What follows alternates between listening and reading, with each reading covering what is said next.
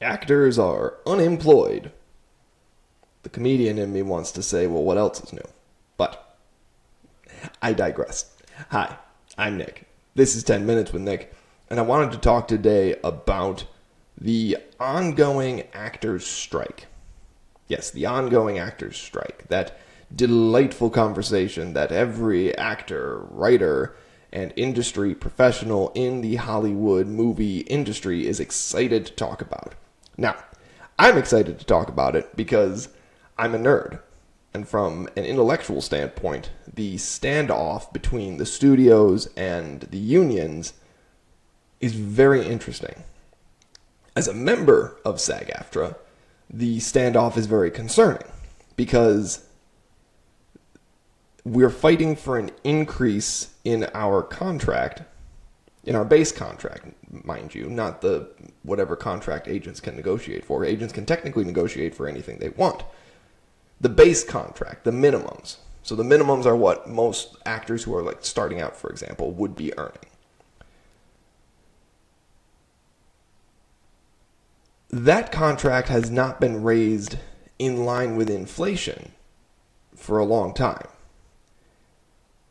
And sidebar, that's a very concerning note in the economy in general right now, is that there's not a lot of consideration for how rapidly inflation has grown.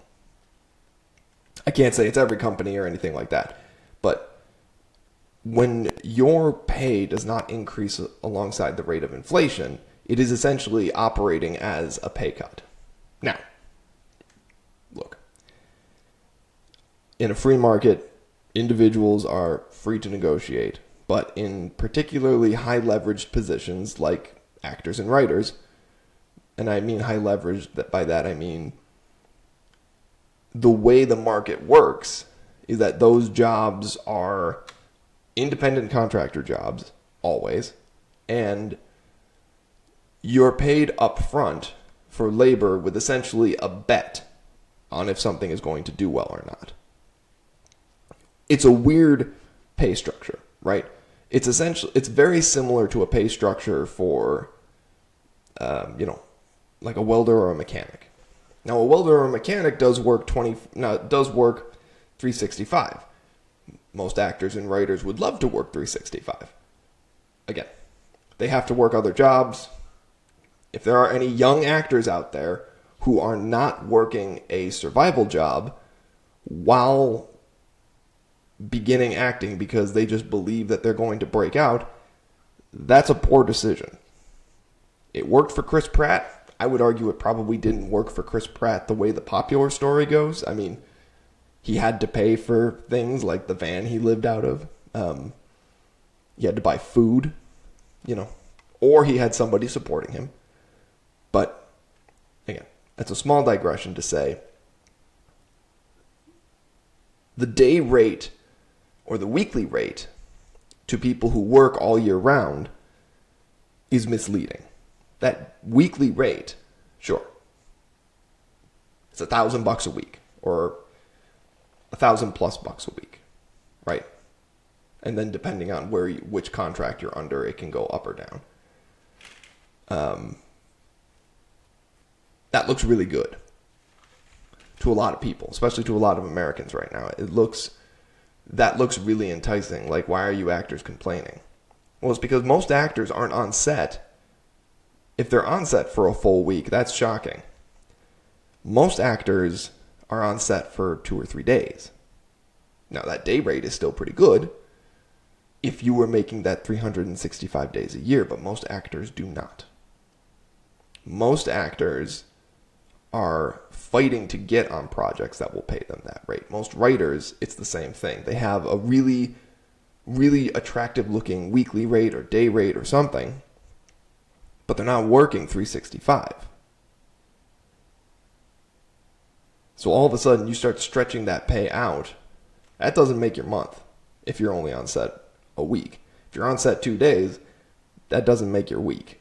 I mean, you're looking at pay that is right alongside, dollars per hour. It's not that dramatic, but I'm making a point here. you're looking at hourly pay that's not as high as you want it to be or as high as it should be. And actors still aren't saying, no, you need to pay us a yearly rate. If we're on set, you have to pay us for the year. No. They're still saying, look, this rate has to raise to meet inflation costs. Basically, oh, yeah, and we don't want computers to take over our jobs. So from an intellectual standpoint, the strike is very, very interesting. And there's been interesting arguments coming out of it around sort of everything. Stephen Amell, star of CW's The Arrow, I think it's the CW's Arrow, which started off the whole Arrowverse in CW, was quoted today as saying he supports his union but was not in favor of a strike, and he clarified later saying that he's in support of the union. He just doesn't like strikes. And that may be because he sort of philosophically understands that, if you go on strike, you're not working. Now, for him, it's not as much of a problem, right? Because he's probably made a ton of money, and he is less concerned about also having a job when he comes back because he's an A-lister, even if he's not, he's not a super movie star. He's an A-list actor, meaning that he's in demand, people know what he offers, and, he was on another show when the strike started anyway. So he's not as worried about him. He's making the point that for a lot of young actors and writers, you've got basically three tiers.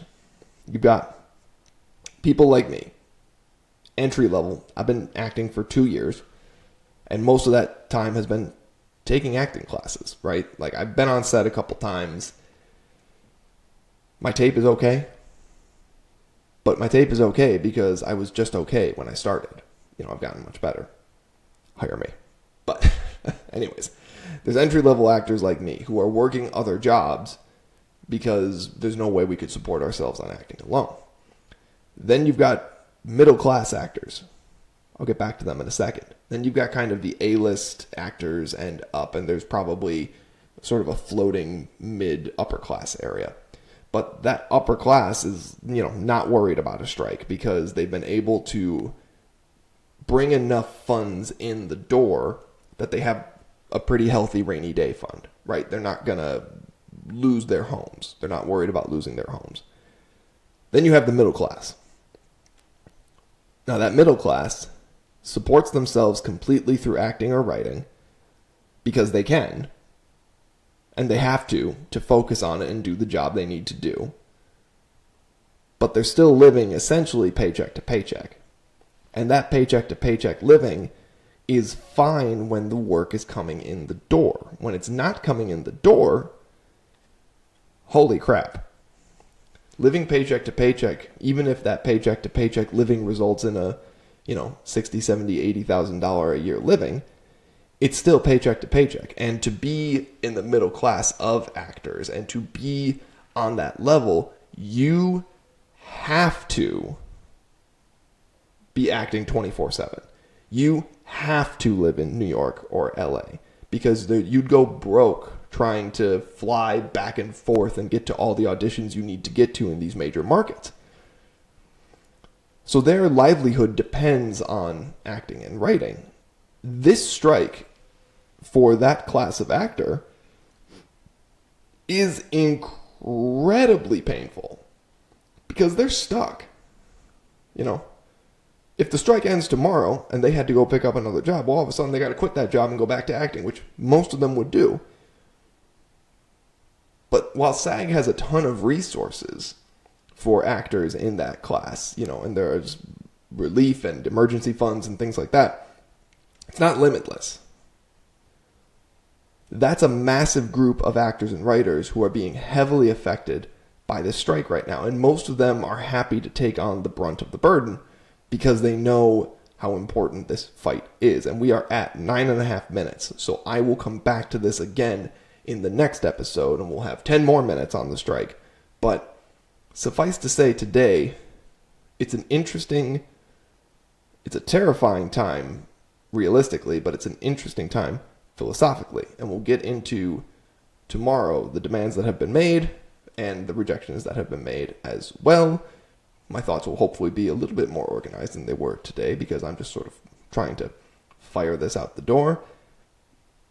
Follow me at 10 Minutes with Nick if this made any sense. If it didn't make any sense, just, comment. Let me know. But I'm Nick. This is 10 Minutes with Nick. Have a great day.